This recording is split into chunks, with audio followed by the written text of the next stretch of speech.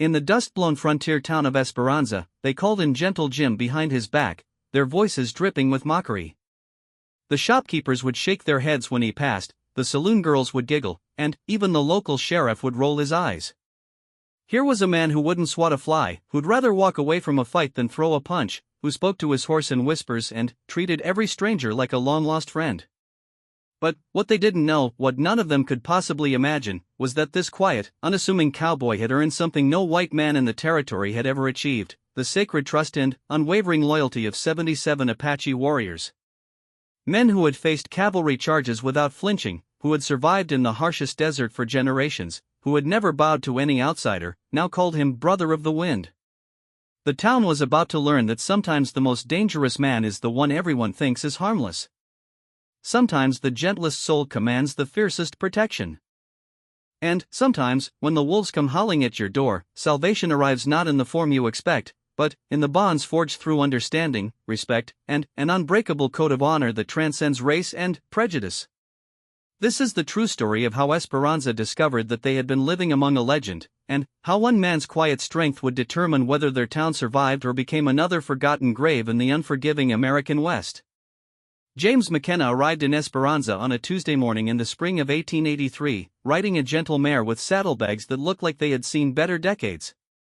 The town watched him from behind curtains and over coffee cups as he made his way down the main street at a pace that suggested he had all the time in the world. His clothes were clean but well worn, his hat pulled low but not in the threatening manner of a gunslinger. Everything about him whispered ordinary, unremarkable, forgettable. The first thing people noticed was how he talked to his horse. Not the usual commands and curses that filled the air around the livery stable, but actual conversation, as if the mare might answer back with her own thoughts on the weather or the quality of the local grass. Mrs. Henderson, hanging laundry behind the general store, paused in her work to listen as James McKenna told his horse about the beautiful morning and how he hoped they would find good people in this town.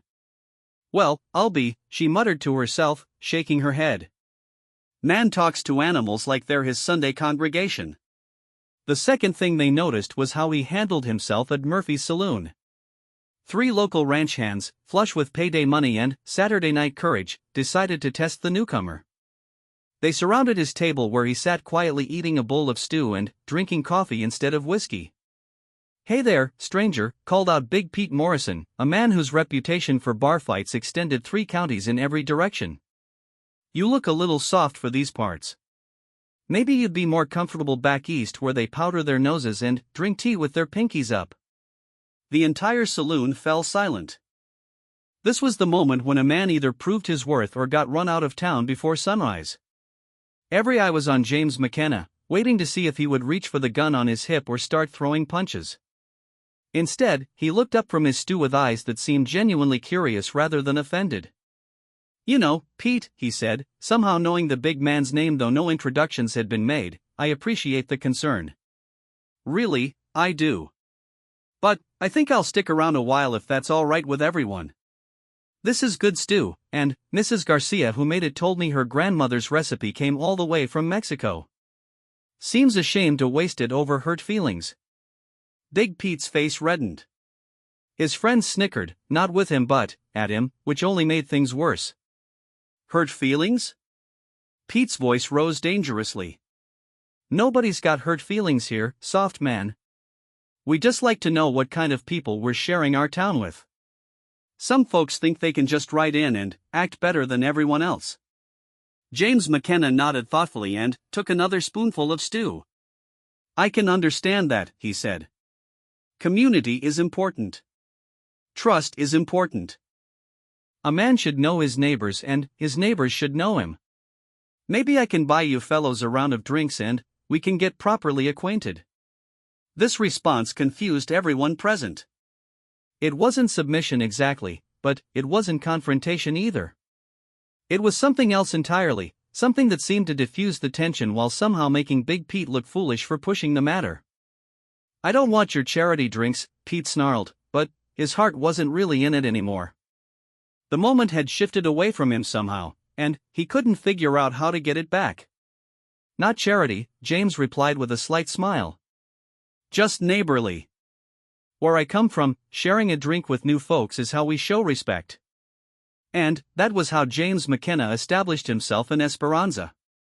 Not through violence or intimidation, not by backing down or running away, but by treating aggression like a misunderstanding that could be resolved with patience and good intentions. It drove the town troublemakers crazy because they couldn't quite figure out how to pick a fight with someone who refused to fight back but somehow never seemed beaten either. Over the following weeks, James found work as a handyman and part-time ranch hand, taking whatever jobs needed doing without complaint about the pay or the working conditions. He fixed Mrs. Patterson's broken porch steps and wouldn't accept payment beyond a glass of lemonade and a slice of her famous apple pie. He helped old Tom Bradley round up his scattered cattle when they broke through a fence during a thunderstorm, working from dawn until dark in the mud and rain, and when Tom tried to pay him, James said the experience was payment enough because he learned something about Tom's land and his cattle that might be useful someday. The town began to develop theories about their strange new resident. Some folks thought he might be running from something, maybe the law or an angry husband or gambling debts. Others figured he was just simple in the head, too dumb to understand when he was being insulted or threatened. A few suspected he might be one of those religious fanatics who believed in turning the other cheek no matter what happened to the first one. But Martha Williams, who owned the boarding house where James rented a small room, noticed things that others missed. She saw how he sometimes disappeared for days at a time with no explanation, always heading west toward the desert where the Apache were said to roam. She noticed that he never seemed surprised by anything, as if he already knew what was coming before it happened. Most curious of all, she observed that while James McKenna appeared gentle and harmless to everyone in town, there was something in his eyes when he thought no one was looking, something that suggested depths and experiences far beyond what his quiet demeanor revealed. The truth about James McKenna began to emerge on a hot afternoon in July when young Billy Henderson got himself into serious trouble. The boy, barely 16 and full of the kind of courage that comes from inexperience, had been hunting rabbits in the foothills when he stumbled across what he thought was an abandoned Apache camp. Excited by the possibility of finding arrowheads or other treasures, Billy started poking around the seemingly empty site. What he didn't realize was that the camp wasn't abandoned at all. 3 Apache warriors had been resting in the shade of nearby rocks, and they didn't appreciate having their privacy invaded by a clumsy white boy who knocked over their water vessels and scattered their carefully banked fire. By the time Billy understood his mistake, he was surrounded by 3 very unhappy Apache warriors who were having a heated discussion in their own language about what to do with him. Billy might have been young and foolish, but he wasn't stupid. He could read the tone of their voices and the expressions on their faces well enough to know that his situation was extremely dangerous. The rescue party that formed in Esperanza was typical of the town's approach to Apache troubles: 12 heavily armed men who planned to ride out in force, surround the Apache, and demand the return of the boy while making it clear that any harm to Billy would result in severe consequences for the entire Apache band. Sheriff Davis was organizing this expedition when James McKenna quietly approached him outside the jail. "Sheriff," he said in his usual calm voice, "I wonder if you might consider letting me try a different approach first." Davis looked at him with the kind of expression usually reserved for someone who had just suggested jumping off a cliff. "McKenna, this is serious business. We're talking about Apache warriors here, not some disagreement over cattle or water rights. These people don't negotiate. They don't respond to pretty words and good intentions. They understand strength and nothing else." "Maybe," James replied. "But maybe not. What if I rode out alone and tried talking to them? If it doesn't work, you can still go ahead with your plan. But if it does work, you might save Billy's life and avoid a fight that could get a lot of people killed." The crowd that had gathered around the sheriff erupted in laughter and disbelief. The idea of Gentle Jim McKenna riding alone into an Apache camp to negotiate the release of a hostage struck everyone as the height of foolishness. "McKenna," said Big Pete Morrison, who had become something of an unofficial spokesman for the town's skeptics, "those Apache will gut you like a fish before you can say your first pretty please. And then, we'll have to rescue 2 people instead of 1. But Sheriff Davis found himself considering the proposal.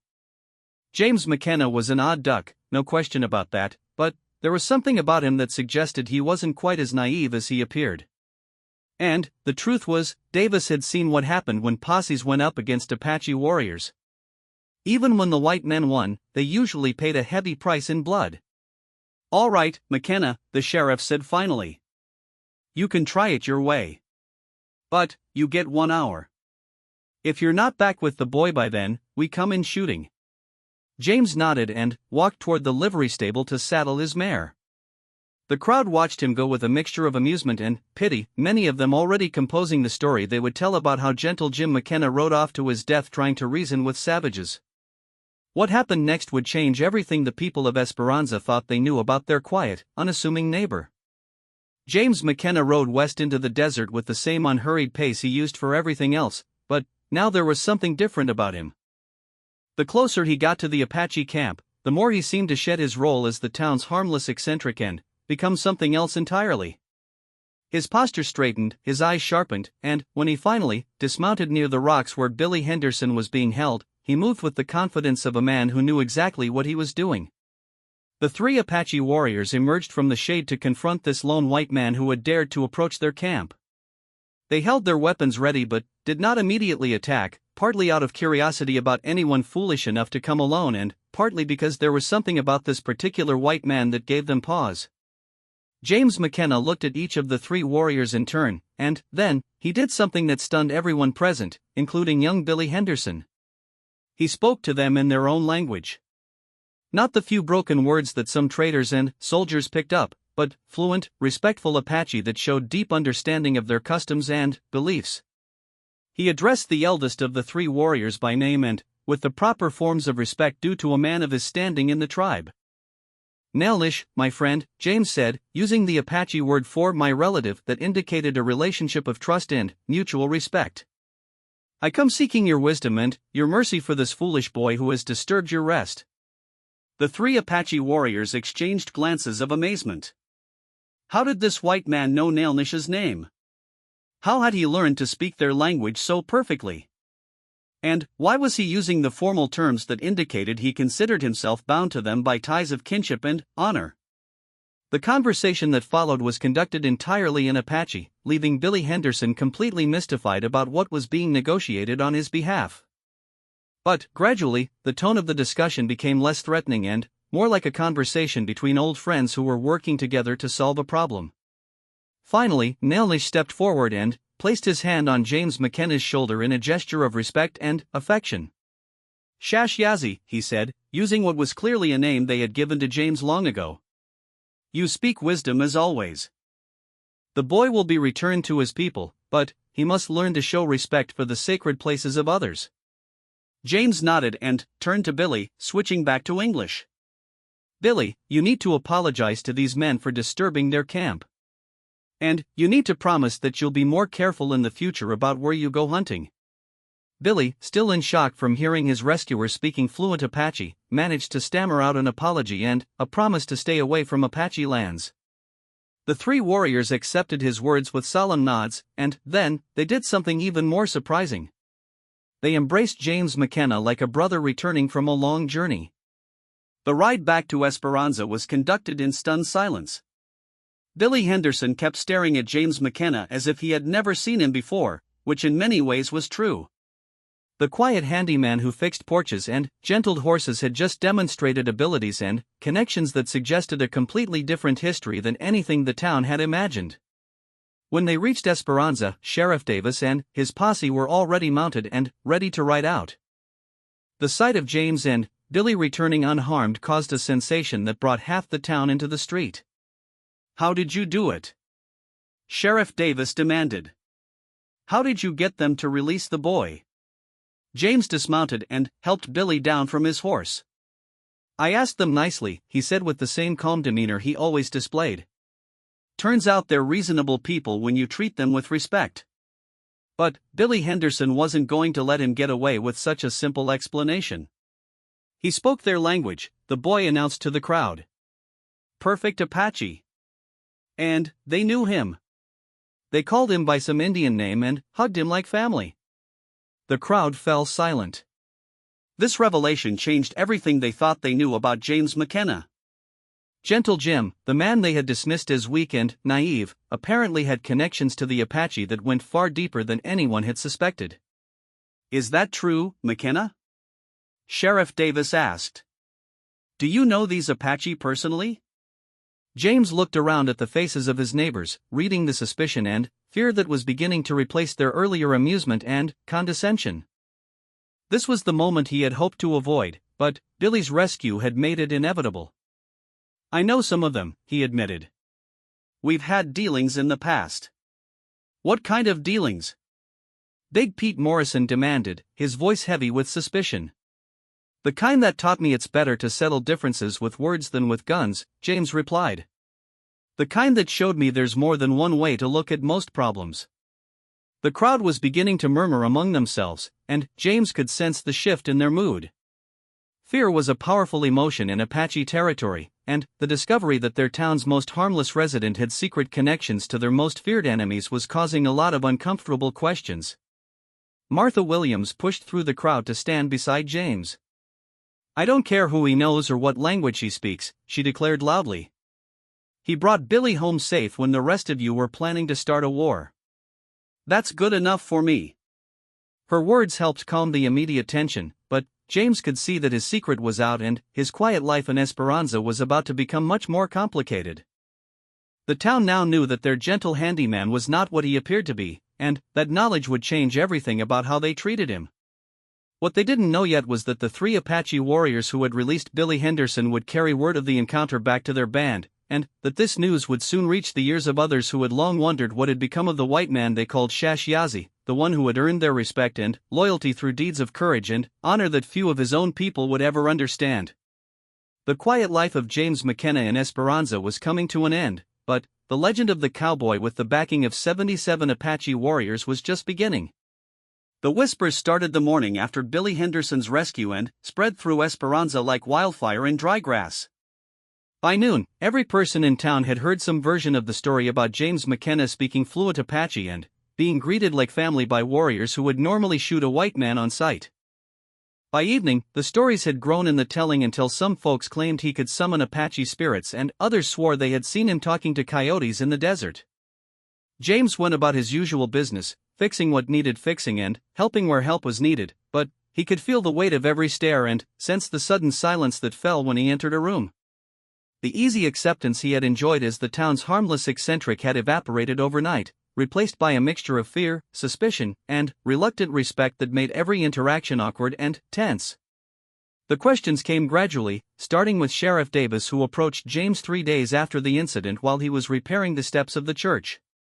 "McKenna," the sheriff said, settling himself on a nearby stump with the careful movements of a man who wanted to appear casual but was ready for trouble. "I've been thinking about what happened with the Henderson boy, and I'm wondering if maybe you could fill in some of the details you left out." James continued working on the loose board he was nailing down, not looking up from his task. "What details would those be, Sheriff?" "Well, for starters, how exactly does a cowboy from wherever you came from learn to speak Apache like a native? And how do Apache warriors in these parts come to know you well enough to call you by an Indian name and treat you like family?" The question hung in the air between them while James finished securing the board and reached for another nail. When he finally looked up, his eyes held a weariness that suggested this conversation was one he had been dreading but expecting. "It's a long story, Sheriff. And parts of it aren't very pretty." "I've got time for long stories," Davis replied. "And I've seen enough of life to handle the ugly parts." James set down his hammer and sat back on his heels, studying the sheriff's face as if trying to decide how much truth the man could handle. "All right," he said finally. "But I'll warn you, once you hear this story, you might wish I had kept it to myself." "Try me." James was quiet for a long moment, looking out toward the desert hills where the heat was already beginning to dance above the rocks. "5 years ago, I wasn't fixing church steps in quiet frontier towns," he began. "I was riding with the cavalry out of Fort Bowie, hunting Apache bands and trying to force them onto reservations they didn't want and couldn't survive on."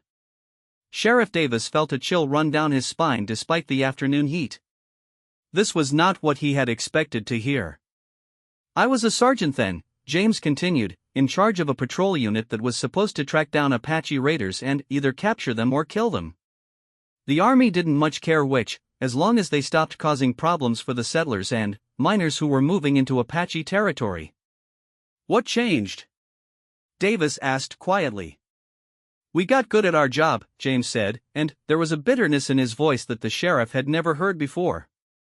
Too good, maybe. We tracked down a small band of Apache who had been accused of raiding ranches and stealing cattle. Caught up with them in a canyon where they couldn't escape. He picked up his hammer and turned it over in his hands, studying it as if he had never seen such a tool before. Thing was, when we surrounded them, we found out it wasn't a raiding party at all. It was just families. Old people, women, children. They had some cattle with them, that was true, but they weren't stolen cattle. They were cattle they had traded for with Mexican herders, trying to get enough food to make it through the winter. Sheriff Davis was beginning to understand why James McKenna had seemed so reluctant to tell this story. My commanding officer, Captain Morrison, didn't want to hear explanations. He said Apache were Apache, and if they had cattle in their possession, that was proof enough of guilt. He ordered us to attack. And, did you? James was quiet for so long that Davis began to think he wouldn't answer. When he finally spoke, his voice was barely above a whisper. I tried to. God help me, I tried to follow orders. But, when I saw those children, some of them no older than Billy Henderson, looking up at us with terror in their eyes, something broke inside me. I couldn't do it. I couldn't murder innocent people just because they were Apache. What happened?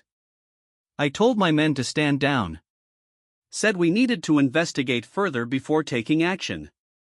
Captain Morrison went into a rage, started screaming about insubordination and cowardice and how I was betraying my uniform and my race. He drew his sidearm and ordered me to execute the Apache leader or be shot for treason. The church steps were forgotten now. Sheriff Davis found himself leaning forward, completely absorbed in this revelation about the man he had thought he knew. So what did you do? I made a choice, James said simply. I drew my gun and pointed it at Captain Morrison instead of at the Apache. Told my men that anyone who wanted to murder children could go ahead and try, but they would have to go through me first. Jesus, Davis breathed. That was the end of my army career, James continued. Morrison reported me for mutiny, and technically he was right. I had disobeyed a direct order and threatened a superior officer. I was facing a court-martial and probably a firing squad. But you're here instead of in a military prison or a grave. The Apache saved me, James said. The leader of that band, an old man named Cochise's cousin, spoke enough English to understand what was happening. He saw that I was willing to sacrifice my life to protect his people, and that meant something to him. What did he do? He and his warriors created a distraction that allowed me to escape. They could have left me to face the consequences of my choice, but they didn't. They helped me get away from Morrison and his men, and then they took me in. Sheriff Davis was beginning to understand the true scope of what James McKenna was telling him. You lived with them? For almost 2 years, James confirmed. They taught me their language, their customs, their ways of surviving in country that would kill most white men in a matter of days. But, more than that, they showed me a different way of thinking about courage and honor and what it means to be a man.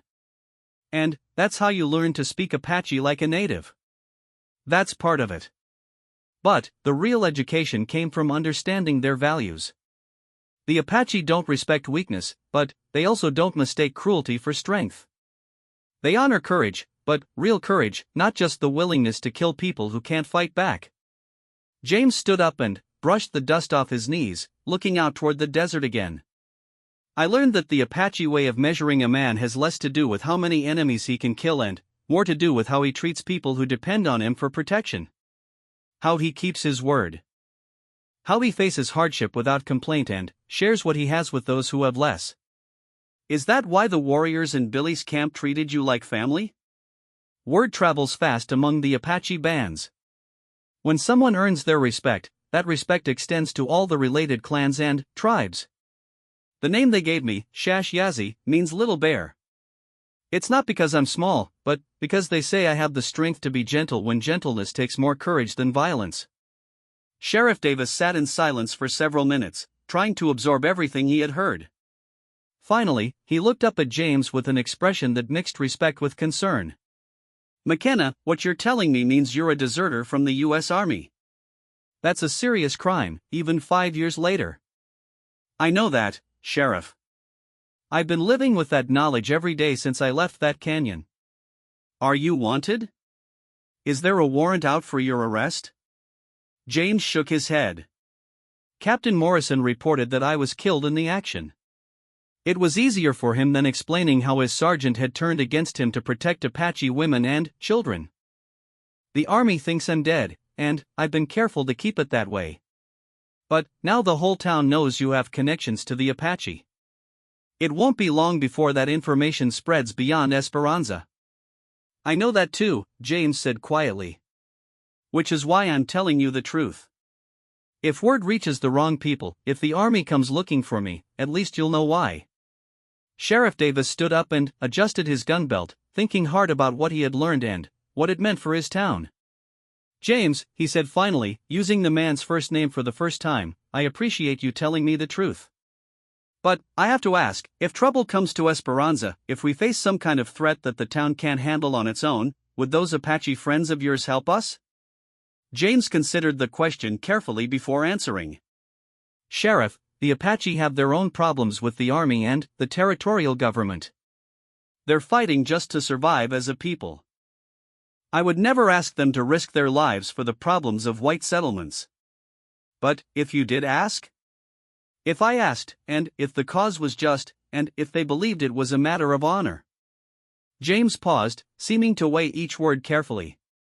Yes, I believe they would help. But, that's not something I would do lightly. As if summoned by their conversation about Apache warriors, a cloud of dust appeared on the eastern horizon, moving fast toward Esperanza.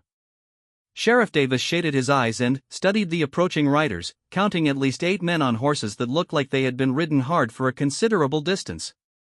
Expecting company? James asked, though his tone suggested he already suspected who the riders might be. No, Davis replied grimly.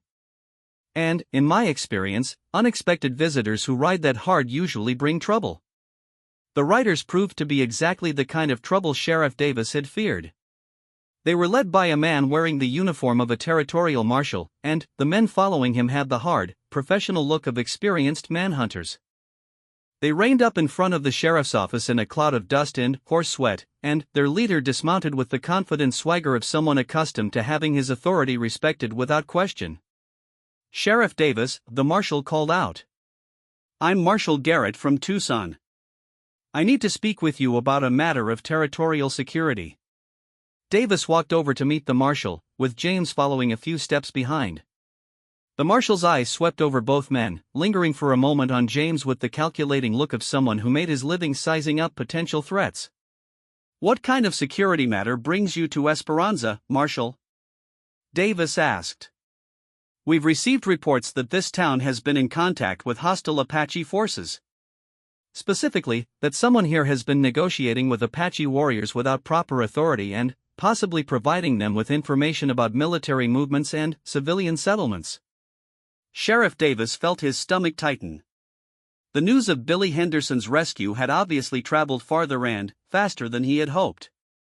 I'm not sure what reports you've been getting, Marshal, but I can assure you that Esperanza is a law-abiding community. We haven't had any significant trouble with Apache in this area. Is that so? Marshal Garrett smiled coldly. Then, perhaps you can explain how a young man from this town was rescued from Apache captivity 3 days ago without any shots being fired and without any ransom being paid? The marshal's information was disturbingly accurate, which suggested that someone in Esperanza had been talking to the territorial authorities. Davis glanced around the small crowd that was gathering to watch this confrontation, wondering who might have sent word to Tucson. The boy got lost hunting and was helped by some Apache who found him, Davis said carefully. They returned him safely, which seems like something to be grateful for rather than suspicious about. Apache don't help lost white boys out of the kindness of their hearts, Sheriff. Someone from this town negotiated that release, and I want to know who and how. Marshal Garrett's eyes moved to James, who had been standing quietly throughout this exchange. You look familiar, friend. Do I know you from somewhere? I don't believe we've met, James replied calmly. Maybe not. But I've got a good memory for faces, and yours reminds me of someone. Someone whose description I've seen on wanted posters. The tension in the air was thick enough to cut with a knife. James stood perfectly still, but Sheriff Davis could see the subtle shift in his posture that suggested he was preparing for whatever might come next. "I think you've got me confused with someone else, Marshal," James said. "I'm just a handyman who fixes things around town." "Maybe so," Garrett replied.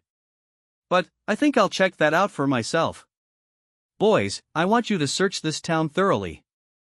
Any man who fits the general description gets questioned individually. And I want to talk to everyone who was involved in this Apache rescue story."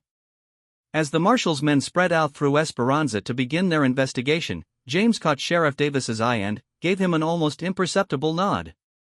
The message was clear: the time for secrets was over. Whatever was coming next, they would face it with the truth. What neither of them realized was that the arrival of Marshal Garrett and his men had been observed by eyes other than those of Esperanza's citizens. High in the rocks overlooking the town, an Apache scout named Windrunner had been watching the settlement for 3 days, waiting for the right moment to deliver a message to the man the Apache called Shash Yazi. The message was simple but urgent. Trouble was coming from the east, trouble that would require all of James McKenna's friends to stand together if they hoped to survive. The marshal from Tucson was the least of their worries. Behind him, moving slowly but inexorably toward Apache territory and the towns that bordered it, was a force that would test every alliance and every loyalty that James had built during his years in the desert. The war that James McKenna had tried to prevent 5 years ago was finally coming to Esperanza, and this time there would be no avoiding the choice between his two worlds. Marshal Garrett's investigation lasted 3 days, and during those 3 days, Esperanza felt like a town under siege. The marshal's men questioned everyone, searched every building, and made it clear that they suspected the entire community of harboring dangerous secrets. They were particularly interested in James McKenna, whose calm responses to their questions seemed to frustrate them more than outright hostility would have. On the second day, Marshal Garrett cornered James behind the livery stable where he was shoeing horses. "I know who you are," Garrett said without preamble. "It took me a while to place the face, but I remember now. Sergeant James McKenna, reported killed in action near Fort Bowie 5 years ago. Except you weren't killed, were you? You deserted." James continued working on the horse's hoof, not looking up at the marshal. "Sergeant McKenna died in that canyon," he said quietly. "I'm just a man trying to live a peaceful life and help his neighbors when they need it." "Pretty words," Garrett sneered. "But desertion is desertion, no matter how you dress it up. And consorting with hostile Indians is treason, especially for someone who used to wear the uniform. The Apache who helped Billy Henderson weren't hostile. They returned him unharmed when they could have done anything they wanted to him. Because you asked them to. Because they trust you. Because you've been working with them for God knows how long, probably passing information about army movements and settlement locations." James finally looked up, and the marshal took an involuntary step backward. There was something in those eyes that reminded Garrett uncomfortably of the stories he had heard about what Apache warriors looked like just before they attacked. "Marshal," James said very quietly, "you're talking about things you don't understand. The Apache have never needed my help to know where the army is or what the settlements are planning. They've been living in this country for generations while we've been here for barely decades. If they wanted to attack Esperanza, they could do it any time they chose, with or without information from me." "Is that a threat?" "It's a fact. And it's also a fact that they haven't attacked, despite having every reason to do so. Maybe you should ask yourself why that is before you start making accusations about treason." Before Marshal Garrett could respond, the sound of approaching horses interrupted their confrontation. But these weren't more of the marshal's men returning from their search of the surrounding area. These were horses ridden by men who knew how to move fast and quiet across desert terrain, and they were coming from the west. James straightened up immediately, his entire demeanor changing from that of a defensive townsman to something much more alert and dangerous. The marshal noticed the transformation and instinctively reached for his sidearm. "Easy, Marshal," James said without taking his eyes off the approaching dust cloud. "Those aren't hostile Apache." "But they are Apache," and how you handle the next few minutes might determine whether anyone in this town lives to see tomorrow." "What are you talking about?" "I'm talking about the fact that Windrunner wouldn't risk coming into a town full of white lawmen unless he had news that couldn't wait. And news that can't wait is usually bad news." The Apache scout who materialized out of the desert heat looked exactly like what Marshall Garrett had expected from the stories he had heard: lean, hard, and dangerous, with eyes that seemed to take in everything while revealing nothing. But what the Marshal hadn't expected was the way the Apache greeted James McKenna. Windrunner dismounted and approached James with obvious respect, speaking rapidly in Apache while gesturing toward the east. James listened carefully, asking occasional questions in the same language, his expression growing increasingly grim as the conversation continued. Finally, Windrunner fell silent and waited for James to respond. The entire exchange had lasted less than 5 minutes, but Marshal Garrett could tell from the tension in both men's postures that whatever information had been shared was extremely serious. James turned to the Marshal with an expression that mixed urgency with resignation. "Marshal, you and your men need to leave Esperanza immediately. Right now. Don't stop to pack, don't stop to ask questions, just get on your horses and ride back to Tucson as fast as you can." "What?" "I'm not going anywhere until I finish my investigation." "You're under arrest for desertion and treason, McKenna, and nothing you or your Apache friend can say is going to change that." James looked at the Marshal with something approaching pity. "Colonel Harrison is coming," he said simply. The name hit Marshal Garrett like a physical blow. Everyone in the territory knew about Colonel Harrison, the cavalry officer who had made his reputation hunting Apache with methods that made even hardened frontier soldiers uncomfortable.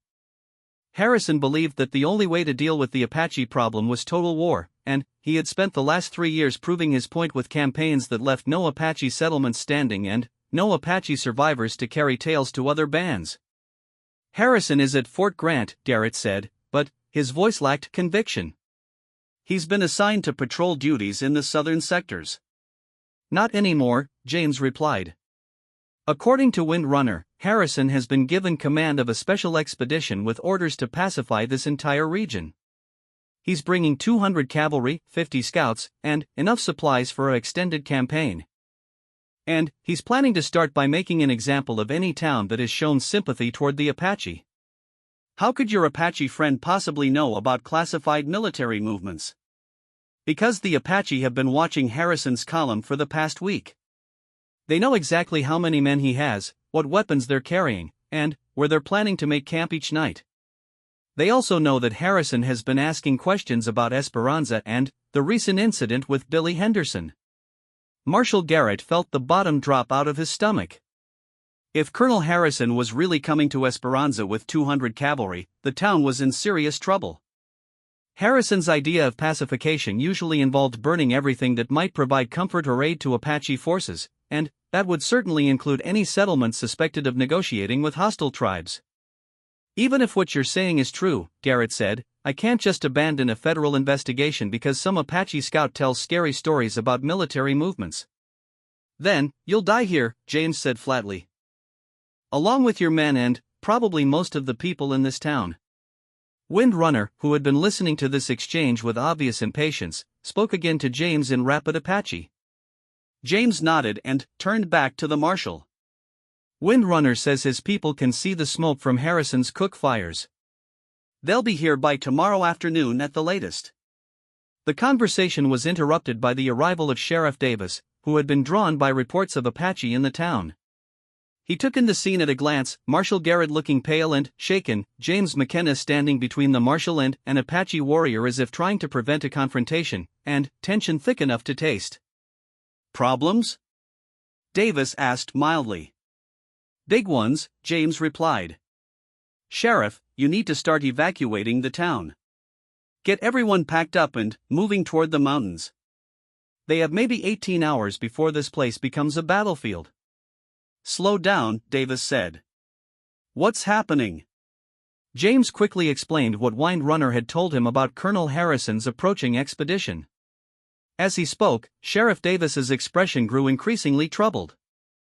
Like Marshal Garrett, Davis knew Harrison's reputation and understood what the colonel's arrival would mean for Esperanza. How reliable is this information? Davis asked. Before James could answer, Windrunner spoke again, this time in heavily accented but understandable English. Colonel Harrison kills Apache children, the scout said simply. He burns Apache homes. He makes war on Apache women. Now he comes to kill anyone who shows mercy to Apache people. This is not maybe. This is truth. Sheriff Davis looked at James, who nodded confirmation. Windrunner doesn't speak English often, but when he does, you can count on what he says being accurate. Marshal Garrett finally found his voice. Even if Harrison is coming, evacuating the town isn't going to solve anything. Where are people supposed to go? How are they supposed to live? You can't just abandon an entire settlement because of military operations in the area. You can if the alternative is having everyone in that settlement killed, James replied. Sheriff, Harrison isn't coming here to patrol or to maintain order.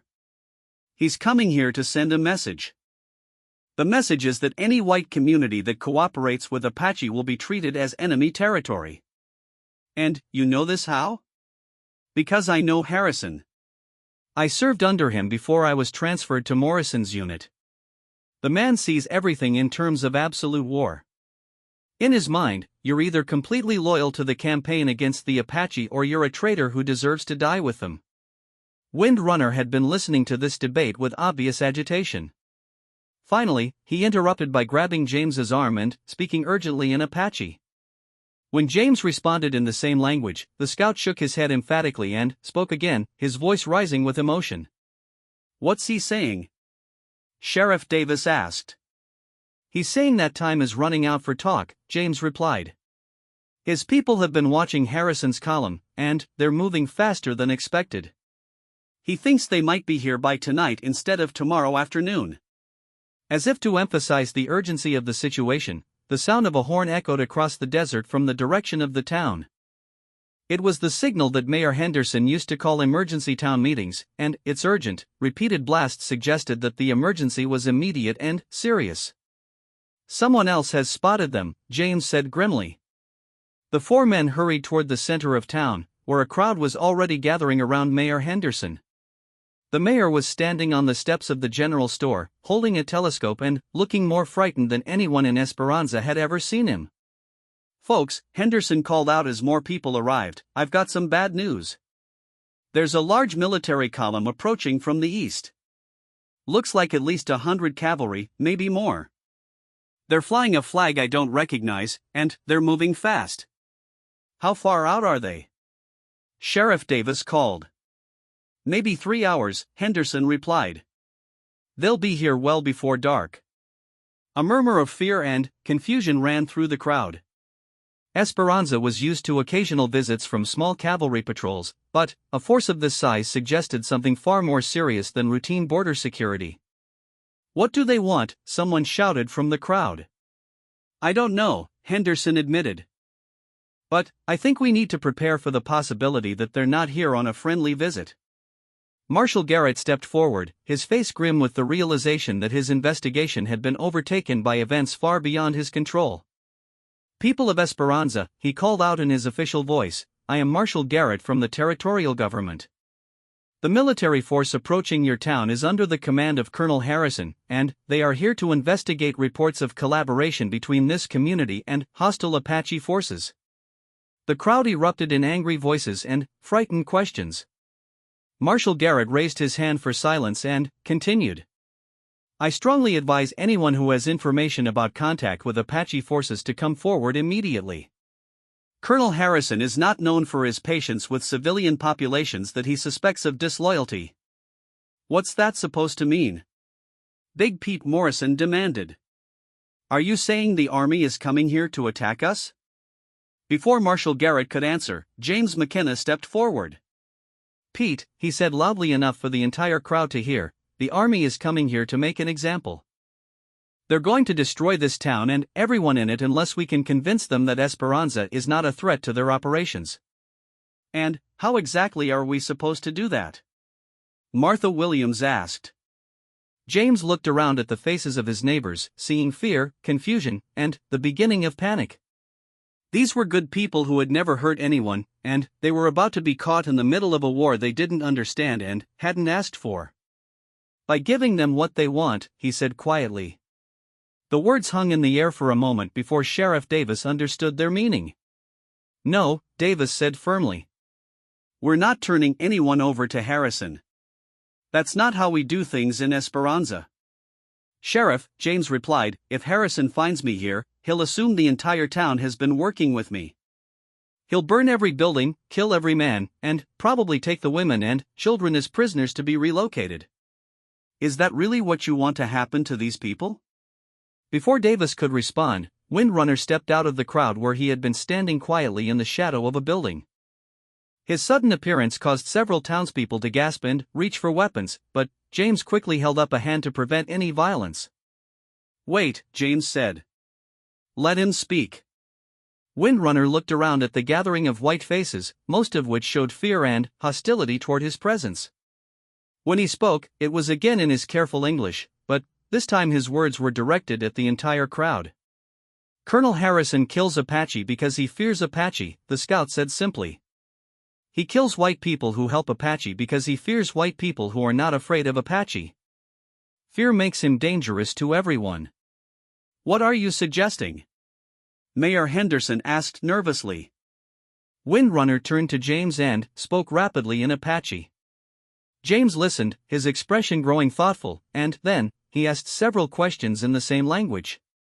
The conversation continued for several minutes while the crowd watched nervously, unable to understand what was being discussed but sensing that their fate might depend on the outcome. Finally, James turned back to face the crowd. Windrunner has made a proposal, he said. It's dangerous, and it requires trust between people who have never had reason to trust each other. But it might be the only way to save this town. What kind of proposal? Sheriff Davis asked. The Apache know this country better than anyone. They know places to hide, places where even Harrison's cavalry can't follow. Windrunner says his people are willing to help evacuate Esperanza's citizens to safety in the mountains. In exchange for what? Marshal Garrett demanded suspiciously. In exchange for James McKenna, Windrunner said, speaking directly to the marshal. Apache take people to safety. James McKenna stays to face Soldier Chief. The crowd erupted in arguments and shouted questions. The idea of trusting their lives to Apache warriors was almost unthinkable for most of the townspeople, but the alternative of facing Colonel Harrison's expedition was equally terrifying. Absolutely not, Sheriff Davis said firmly. We don't abandon our own people, and we don't make deals with. He caught himself before finishing the sentence, realizing that his usual words would be deeply insulting to the Apache scout who was trying to help them. Sheriff, James said quietly, Windrunner is offering to save the lives of everyone in this town. All he's asking in return is that I stay behind to take responsibility for my own actions. That seems like a fair trade to me. It's not fair to anyone, Martha Williams declared, stepping forward to stand beside James. You saved Billy Henderson. You've helped everyone in this town at one time or another. We don't throw people to the wolves just because it's convenient. Mrs. Williams, James replied gently, those wolves are coming whether I'm here or not. The only question is how many people they kill when they arrive. The debate was interrupted by the sound of approaching hoofbeats. Not the measured pace of a large military column, but the urgent gallop of a single horse ridden hard. A moment later, young Tommy Patterson came racing into town on his father's horse, shouting at the top of his lungs. They're coming. The soldiers are coming. They're maybe an hour out and they're flying battle flags. The news hit the crowd like a physical blow. An hour wasn't enough time to evacuate the town, even if they had somewhere to go. It certainly wasn't enough time to organize the kind of evacuation that Windrunner had proposed, especially given how much most of the townspeople distrusted the idea of depending on Apache help. James looked around at the frightened faces of his neighbors and made a decision that he knew would change everything. Windrunner, he said in Apache, tell your war leader that James McKenna requests a meeting under the old agreements. Tell him that the time has come to honor the debts between us. Windrunner's eyes widened with surprise. He asked a quick question in Apache, and James nodded gravely. Tell him," James continued in Apache, "that I am calling in the promise of 77 warriors." The scout stared at James for a long moment, then nodded and leaped onto his horse. Within seconds, he was galloping west toward the hills, leaving behind a cloud of dust and a town full of people who had no idea what James McKenna had just set in motion. "What did you tell him?" Sheriff Davis demanded. "I told him to bring help," James replied simply.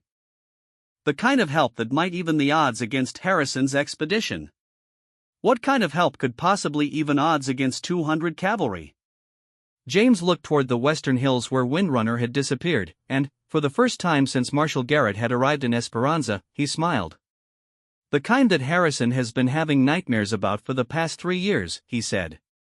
"The kind that might teach him that there are some towns in this territory that are under the protection of forces he can intimidate with uniforms and battle flags." In the distance, the dust cloud marking Colonel Harrison's approach was growing larger and more distinct. But, from the western hills, smoke signals were beginning to rise in patterns that would soon summon warriors from camps scattered across hundreds of square miles of desert and mountain terrain. The battle for Esperanza was about to begin, and neither side would emerge unchanged from what was to come. The smoke signals that rose from the hills west of Esperanza were visible for miles across the desert, carrying messages in a code that had been used by Apache bands for generations. To Colonel Harrison's scouts, riding ahead of the main cavalry column, the signals looked like nothing more than cook fires or perhaps brush being burned by careless herders. But, to the Apache warriors scattered across the territory, each spiral of smoke conveyed specific information about numbers, locations, and the urgent need for immediate action. Windrunner's horse was lathered with sweat by the time he reached the first Apache camp, hidden in a canyon that white men had ridden past 100 times without ever suspecting its existence. The camp consisted of only 12 warriors, but they were led by a man whose reputation extended far beyond the boundaries of Apache territory. Nailnish, the same warrior who had greeted James McKenna with such respect during Billy Henderson's rescue, listened carefully as Windrunner delivered his message. When the scout finished speaking, Nailnish sat in silence for several minutes, considering the implications of what he had heard. "Shash Yazi calls for the promise of 77 warriors," Nailnish finally said, speaking to the men gathered around him. "This is not a request made lightly." "The white soldier chief brings many guns," one of the younger warriors pointed out. "Even 77 Apache cannot fight 200 cavalry in open battle." "Who spoke of open battle?" Nailnish replied with a slight smile. "The Apache way is not to fight where the enemy is strongest, but to fight where the enemy is weakest. And all enemies are weakest when they do not understand what they are fighting." An older warrior named Grey Wolf spoke up from his position near the fire. "Nailnish, Shash Yazi earned our respect when he chose to protect Apache children rather than follow the orders of his war chief. But, asking us to fight other white men for the sake of a white town, this is something different." "Is it?" Nailnish asked. "When white soldiers came to our villages, did Shash Yazi help them or did he stand against them? When we were hungry and had no weapons to hunt, who brought us ammunition and food? When our children were sick, who rode 3 days through enemy territory to bring medicine from the white settlements?" The warriors around the fire murmured their acknowledgement of these facts. James McKenna had indeed proven his loyalty to the Apache people through actions that had required considerable courage and sacrifice. But, the current situation was far more complex than helping individual bands with supplies or medical assistance. "The soldier chief Harrison has killed many of our people," Windrunner added. "He burns our homes and makes war on our families. If he destroys the town of Shash Yazi, he will grow stronger and more dangerous to all Apache."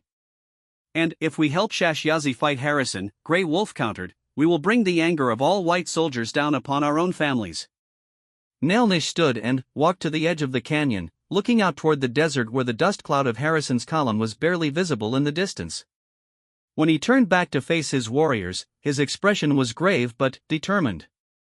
"My brothers," he said formally, 5 years ago, Shash Yazi faced a choice between his duty to white soldiers and his duty to Apache children. He chose to protect the children, even though it meant sacrificing his place among his own people. Today, we face the same choice. We can protect only ourselves and hope that Harrison's anger does not reach us, or we can stand with the one white man who has proven himself worthy of Apache brotherhood." "What do you counsel?" asked a warrior named Quickstrike. "I counsel that we honor our debts," Nailnish replied. "Not because Shashyazi is white, but because he has shown himself to be a man of honor. And not because we love the white town, but because destroying Harrison will protect Apache families for years to come." The debate that followed was conducted according to Apache tradition, with each warrior given the opportunity to speak his mind without interruption. Some argued that involvement in white conflicts was not the Apache way. Others pointed out that Harrison's campaigns had made conflict unavoidable, and that choosing the time and place of that conflict was preferable to waiting for Harrison to bring it to Apache territory on his own terms. As the discussion continued, other Apache arrived at the camp. Word of James McKenna's call for help had spread quickly through the network of signals and messengers that connected Apache bands across hundreds of miles of desert and mountain terrain. Within 2 hours of Wind Runner's arrival, representatives from 6 different bands had gathered in the hidden canyon. Each new arrival brought the same message: their war leaders were willing to honor the promise made to Shashyazi, but they wanted to hear the plan before committing their warriors to what could easily become a disaster for all Apache people. Nailnish understood their concerns. What James McKenna was asking for had never been attempted before. No white settlement had ever been defended by Apache warriors, and no Apache force had ever deliberately engaged the U.S. Army in defense of white civilians. The precedent they would set could have far-reaching consequences for Apache relations with both the military and civilian authorities. But, as the afternoon wore on and reports arrived about Harrison's approach, it became clear that this was not a decision that could be postponed indefinitely. The colonel's column was making better time than expected, and if Apache help was going to make any difference, it would have to be organized quickly. The final decision came from an unexpected source. As the Apache leaders debated the wisdom of honoring their commitment to James McKenna, a lone rider approached the canyon from the south. The scouts who challenged him returned with surprising news. The rider was an elderly Apache woman named Many Horses, who was revered among the bands as a keeper of tribal memory and wisdom. Many Horses rarely left her own territory, and her presence at the emergency gathering was seen by all the warriors as significant. When she spoke, even the most senior war leaders listened with respectful attention. "My sons," she said, settling herself near the fire with the careful movements of someone whose joints had endured many harsh winters, "you debate whether to help one white man defend one white town. But you think too small." "What do you mean, grandmother?" Nailnish asked, using the term of respect appropriate for a woman of her standing. "Harrison is not just another white soldier chief," Many Horses replied. "He is the white soldier chief who believes that all Apache must die for white people to be safe in this land. If he succeeds in destroying everyone who shows mercy to Apache, then no white person will dare to help us in the future." The warriors around the fire exchanged glances, beginning to understand the larger implications of what the old woman was saying. "Shashyazi is not the only white person who has shown kindness to Apache people," Many Horses continued. "There are traders who deal fairly with us, ranchers who do not shoot Apache on sight, even soldiers who treat Apache prisoners with respect. If Harrison makes examples of towns like Esperanza, all of these people will be too frightened to maintain friendship with Apache." "So you believe we should fight for the white town?" asked Grey Wolf. "I believe we should fight to preserve the possibility of peace," Many Horses replied. "There will always be white people who hate Apache, just as there will always be Apache who hate white people. But there are also those on both sides who seek understanding. These people are precious, and they must be protected." Her words carried the weight of accumulated wisdom and the authority of someone who had witnessed decades of conflict between Apache and white populations. The younger warriors who had been most skeptical of James McKenna's request began to reconsider their positions. "If we fight for Shashyazi," Quickstrike asked, "how do we fight?" "Harrison has more men, better weapons, and horses that can travel faster than Apache ponies." "We fight as Apache have always fought," Nailnish answered. "We use the land itself as our ally. We strike where the enemy does not expect, and we disappear before he can respond. We make him afraid of shadows and suspicious of every rock and tree." "And if we win?" another warrior asked. "What happens when more soldiers come seeking revenge?" If we win correctly, many horses said with a smile that held little humor, the story will be told that Colonel Harrison was defeated by the people of Esperanza themselves, with perhaps some help from friendly Apache. The white authorities will not send more soldiers to avenge a defeat that they believe was caused by their own mistakes. As the sun began to set behind the western mountains, the Apache leaders reached their decision. Word would be sent to the scattered bands, calling for volunteers to honor the promise made to Shashyazi. The response would not be mandatory, each warrior would be free to participate or not according to his own judgment. But those who chose to fight would do so under the leadership of Nailnish, with the blessing of many horses and the full understanding that they were fighting not just for one white town, but for the possibility of a future in which Apache and white people might coexist without constant warfare. By midnight, the first groups of Apache warriors had begun moving toward Esperanza. They traveled by routes known only to themselves, across terrain that white men considered impassable, using methods of concealment that made them invisible even to experienced trackers. Each group was small enough to move quickly and quietly, but together they would constitute a force that Harrison's expedition was completely unprepared to face. Meanwhile, in Esperanza, the townspeople spent a sleepless night preparing for what many of them believed would be their last dawn. Those who chose to evacuate had already departed for the mountains, guided by Apache scouts who materialized out of the darkness like spirits and led them to safety along paths that seemed to wind through solid rock.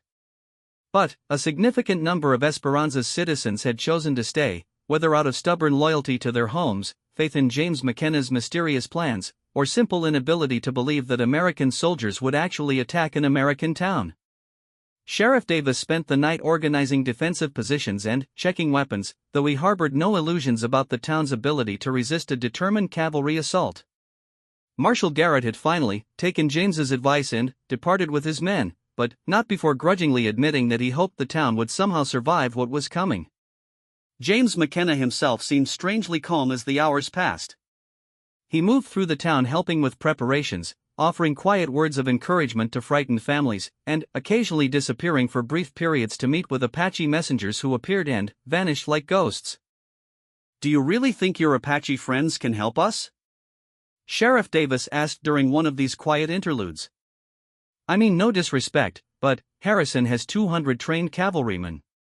Even if every Apache in the territory showed up, they'd still be outnumbered."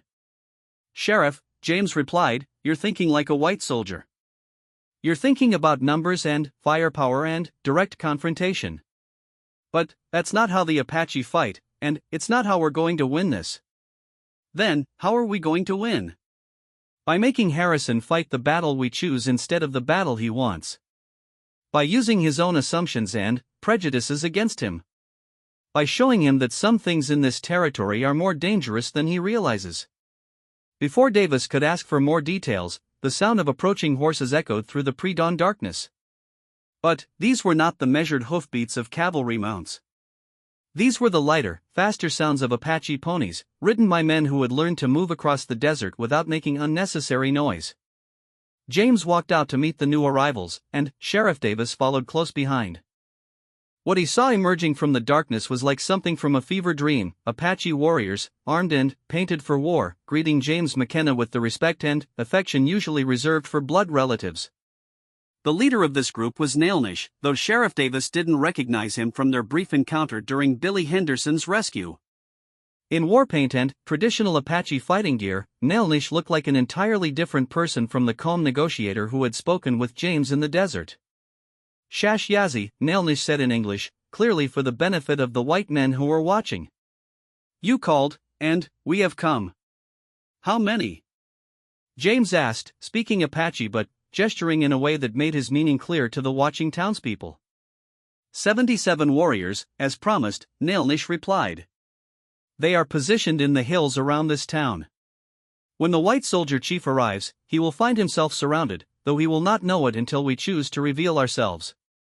Sheriff Davis felt his jaw drop. 77 Apache warriors, positioned around Esperanza without him having noticed their arrival, ready to fight against American cavalry in defense of a white settlement. It was beyond anything he could have imagined when he first pinned on his sheriff's badge. "What's the plan?" James asked. The plan is to teach Colonel Harrison that there are consequences for making war on people who are under Apache protection, Nailnish replied. The plan is to show him that his methods create enemies where none existed before. The plan is to make him understand that true strength comes not from destroying everything different from yourself, but from building alliances with those who share your values. As the first light of dawn began to brighten the eastern sky, the lookouts posted on the hills around Esperanza signaled that Harrison's column was approaching. The colonel had timed his arrival to coincide with sunrise, probably hoping to catch the town off guard and unprepared. What he would find instead was a settlement that had been transformed overnight into something unprecedented in the history of the American frontier, a white town defended by Apache warriors, where the old rules of racial conflict no longer applied and the consequences of aggression would be swift, decisive, and completely unexpected. James McKenna checked his weapons one final time and looked out toward the approaching dust cloud that marked Harrison's advance. After 5 years of hiding from his past, he was about to face it directly. But, this time, he would not be alone, and, this time, the outcome would be very different from what anyone expected. Colonel Marcus Harrison had built his military reputation on the principle that overwhelming force, applied swiftly and, without mercy, was the only language that savage peoples understood.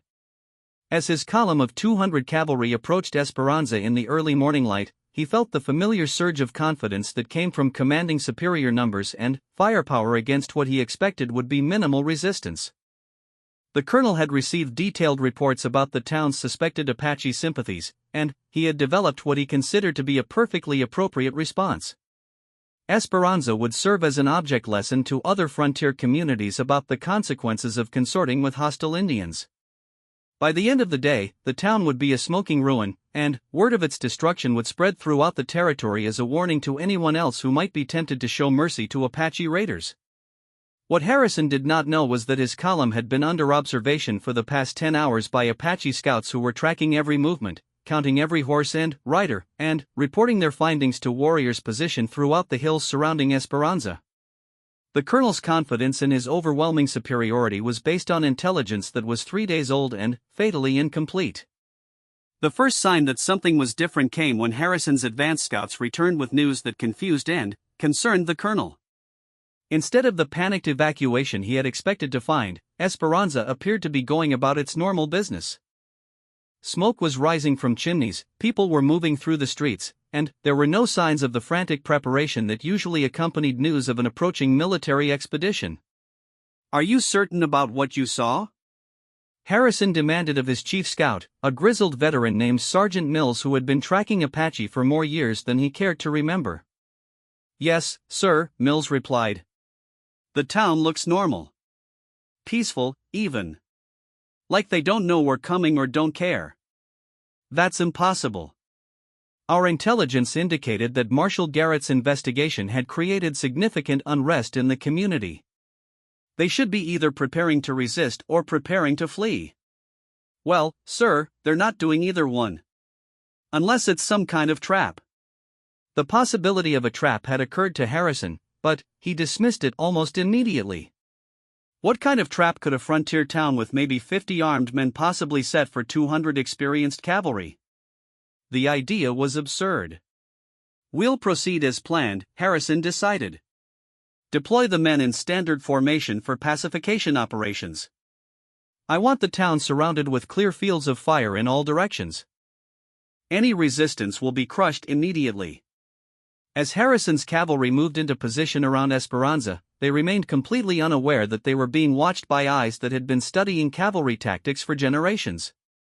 Apache warriors lay hidden in rocky outcroppings that provided perfect concealment while offering clear views of every military movement.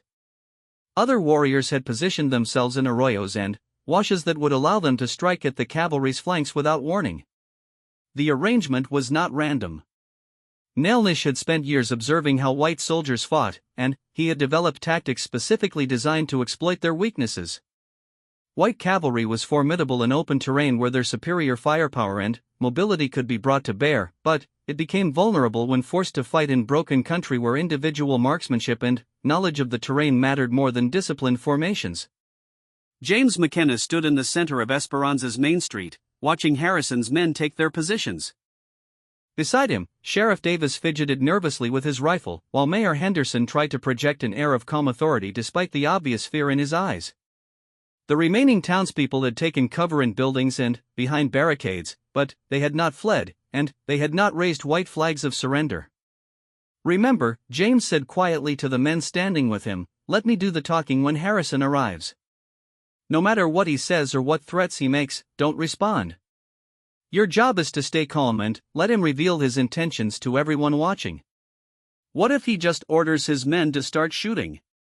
Sheriff Davis asked. "Then, we'll find out whether my Apache friends are as good as I think they are," James replied. The answer came sooner than expected. Colonel Harrison, frustrated by the town's apparent lack of proper fear and submission, decided to make his intentions clear through a demonstration of military power. He ordered a squad of cavalry to charge through the main street, firing their weapons in the air and shouting threats about what would happen to Apache sympathizers. It was exactly the kind of aggressive display that Apache warriors had been waiting for.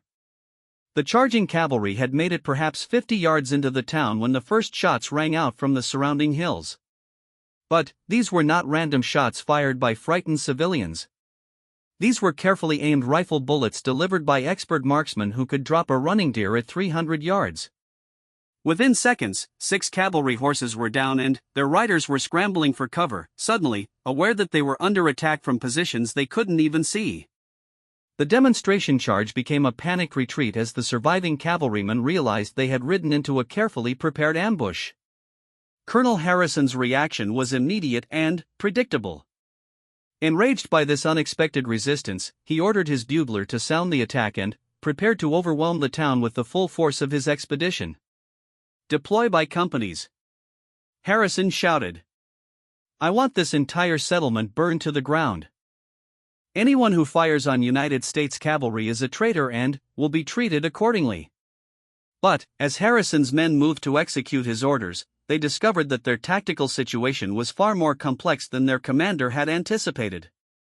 The hills around Esperanza erupted with Apache war cries and rifle fire, as 77 warriors revealed their positions simultaneously and began a coordinated attack on the cavalry's flanks and rear. What had appeared to be a simple punitive expedition against a defenseless frontier town had suddenly become a pitched battle against experienced Apache fighters who knew every rock and gully in the surrounding terrain. Harrison's cavalry found themselves caught in crossfire from positions that seemed impossible to assault and difficult even to locate precisely. "Sir," Sergeant Mills called out over the sound of gunfire, "we're taking heavy casualties. The Apache have us surrounded." Harrison stared in disbelief at the chaos erupting around him. This was not supposed to happen. Apache rarely stood and fought against cavalry in organized formations. They were supposed to be hit-and-run raiders who avoided direct confrontation with superior forces. How?